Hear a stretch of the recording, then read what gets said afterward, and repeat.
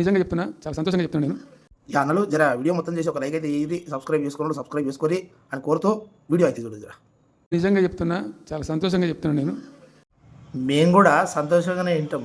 జర చెప్పరా సార్ ఏం చెప్తారో చెప్పురి. భూముల ధరలు పెంచినాం తెలంగాణలో.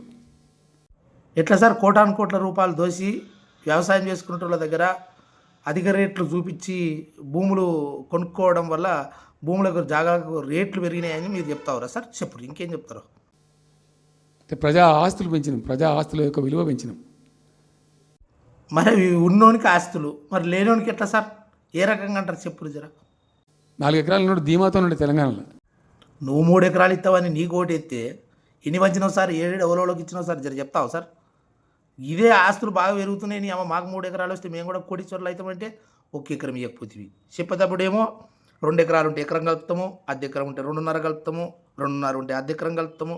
ఇవన్నీ కహాని కాకముచ్చట్లు అన్నీ చెప్తివి. చెప్పు నీ బాధ. కొద్దిగా డాంబర్ రోడ్డు అంటుకునే 4 ఎకరాల నోడు 50 లక్షల కాడికి అమ్మితే నాకు 2 కోట్ల శ్రీమంతుని అని చెప్పుకున్నాడు కాలర్ ఎగరేసుకొని. అంటే దగ్గర ఇప్పుడు మన ఫామ్ హౌస్ 300-400 ఎకరాలలో ఉంటుందంటే 1000 కోట్ల అన్నీ ఉంది మనకు. పెద్దదే. చెప్పు.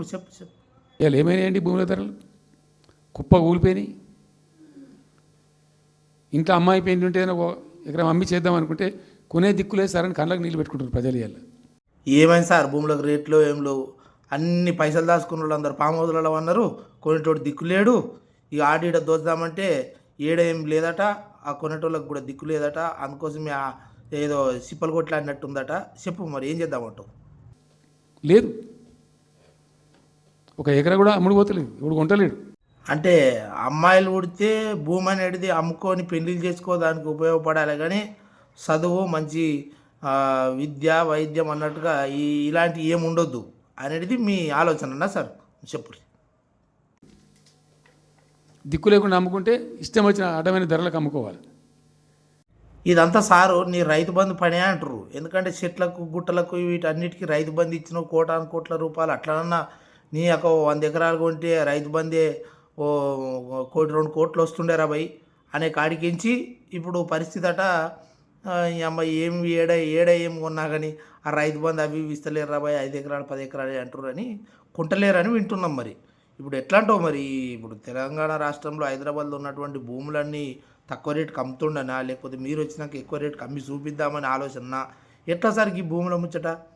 సరే కానీ ఇన్ని రోజులు ఫామ్ హౌస్లో అనుకొని మరి పుణ్యానికి జీతం తీసుకున్నటువంటి శాసనసభ దీనికి మరి ఎమ్మెల్యే స్థానానికి మరి ఈ పరిస్థితి ఏం సార్? మరి అర్హుడు అన్నట్టేనా? మరి జీతం తీసుకున్నప్పుడు నెంబర్ 1 పొజిషన్లో ఉన్నట్టేనా? మరి ఎట్లా అంటావు? చెప్పరా అది? మరి ఇది రాష్ట్ర ప్రభుత్వమా సారు? నువ్వు పుసుకున్న ఆయనతో నువ్వు ప్రధానమంత్రి అయినా ఇది కేంద్ర ప్రభుత్వం అనుకునేవు.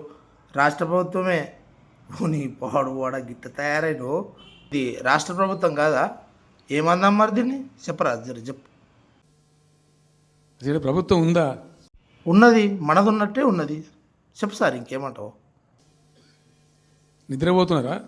చెప్పేది వింటున్నా సార్. నిద్ర నేను ఎందుకు పోతా? వాళ్ళు కూడా 2 ఫామ్ హౌస్లు కట్టుకొని నిద్రపోవాలని మరి చూస్తున్నారు ఏమో, కానీ ఇప్పుడైతే ఏం లేదు. చెప్పు. ఇంతసేపు రియల్ ఎస్టేట్ దందా తప్ప ఇంకోటి లేదా? ఓ నీ పాడువాడా అంటే అన్నామంటావు సారు. ఇప్పుడు భూములు రేట్లు తగ్గినాయి పెరిగినాయి అని లొల్లి తీసేది సార్ నువ్వే కదా. మన భూములకు జాగాలకు విలువ లేకుండా అయిపోయింది, అమ్ముకుందామంటే పైసలు వచ్చేటట్లేవు అని చెప్పి మాట్లాడింది నువ్వే. మనకి ఎందుకు సార్ వాళ్ళతో మనకు ముచ్చటెందుకు? చెప్పు. ఇల్టు భూములు ఎట్లా అమ్ముదాం, పల్టు భూములు ఎట్లా అమ్ముదాం? బాగా భూముల మీద ఆపచ్చన మొదలైతే సార్ ఎట్లా మన ఫామ్ హౌస్కి ఇట్లా ఏమైనా అమ్దామని ట్రై చేస్తున్నాం ఎట్లా? ఎందుకంటే జాగాల రేటు పడిపోయి మరి ఇప్పుడే అమ్మకు నువ్వు.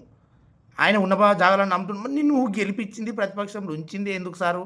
నువ్వు ఆడ అసెంబ్లీలోకి పోయి గాయకత్తర చేసి ప్రతిపక్షంలో ఉండి మొత్తం ఇట్లా సింహం నోటగా బయటకు వచ్చినట్టు ఇట్లా చేస్తావంటే నువ్వేమో ఫామ్ హౌస్లో అనుకుని ఇలా లేచి వచ్చి ఉన్నదా నిద్రపోయిందా? ఇది కాదు సార్. మనం వేరు కదా. వాళ్ళని మనం ఉరికిస్తాం. ఆ భూములు ఎట్లా దెబ్బ పెడదాం? ఇంత కమిషన్ నీ కమిషన్లు పాడవాడ ఏడా సారు? మొన్న మన కేటీఆర్ సారు ఆడ సిరిసిల్లలో అప్పుడు ఏం మాట్లాడారు? ఎవరు ఏం ప్రాజెక్టు చేసినా కాంట్రాక్ట్ తీసుకున్నా ఈ జడ్పీటీసీలకు ఇట్లా సర్పంచులకు ఇదంతా కమిషన్ ఇవ్వాలి, అది ఉన్నదేనాయే అని మాట్లాడిన మనోళ్ళు కదా. మళ్ళీ ఈడేనా ఉంటే వాళ్ళని దొరకబట్టి గుంజుదాం బయటికి గుంజిని ఏమే ఏడ కమిషన్లు తీస్తారు ఏంది మాట్లాడదాము ఇవన్నీ ఇప్పుడు ఏందో చెప్పు సారు తర్వాత ముచ్చట కానీ ఇది తప్ప రాష్ట్ర ప్రయోజనాలు నీళ్లు రైతులు మనుషులు లేరా ప్రాజెక్టులు ఎందుకు 2 నెలల నుంచి ₹1 పెట్టలే సారు పరిస్థితి ఏంటంటే వాళ్ళందరూ బచ్చగాళ్ళు అయిపోయారు ఏదేం చేయాలో తెలుస్తలేదు నిన్నేమో ముళ్ళగడ్డ ఒడిచినట్టు రాసారు పామ్ హౌస్లకి నుంచి బయటికి రాసారు అసెంబ్లీలోకి పోయి మన గురించి మాట్లాడు సారు ముళ్ళుగడ్డ పట్టుకొని ఒడువు సారు అన్న కొద్దీ నువ్వేమో ఏస్తివి పంటివి ఇవాళ మనుషులు లేరా ప్రాజెక్టులు లేరా అంటే ఎట్లా సార్ ఈ ప్రెస్ మీట్ పెట్టాగానే ఇక ప్రాజెక్టులు ఇవన్నీ నడిచిపోతాయా సార్ ఆడ ముళ్ళుగడ్డ పట్టుకొని ఆడ గెదుముతే నీ సాయశక్తులు నువ్వేం చేసినావు తెలంగాణ రాష్ట్రానికి ఇవన్నీ చెప్తే ఏడేడు అప్పులు తెచ్చినావు మరి మనం ఇంకేడ తెద్దాము ఇవన్నీ నువ్వు ఆలోచన చేయాలి కానీ మా నాన్న వాళ్ళు పోతారంటే తెలంగాణ ఆగంగా సారు నువ్వు పుట్టిందే తెలంగాణ కోసమే రేపు పొద్దుగాల నీ 300-400-500 ఎకరాల ఆస్తి మనం ఎమ్మడబెట్టుకోపోతావు ఈ ప్రజలకి అది ముచ్చట చెప్పు ఆ కథ కార్కన చెయ్యి ఊకే మా సార్ నువ్వడేమన్నా కానీ మర్యాద దక్కది ఇప్పుడే చెప్తున్నాం ఇప్పుడే లేచిండు పులి లేచిండు సార్ లేచిండు జై కేసీఆర్ అన్నారు అందరూ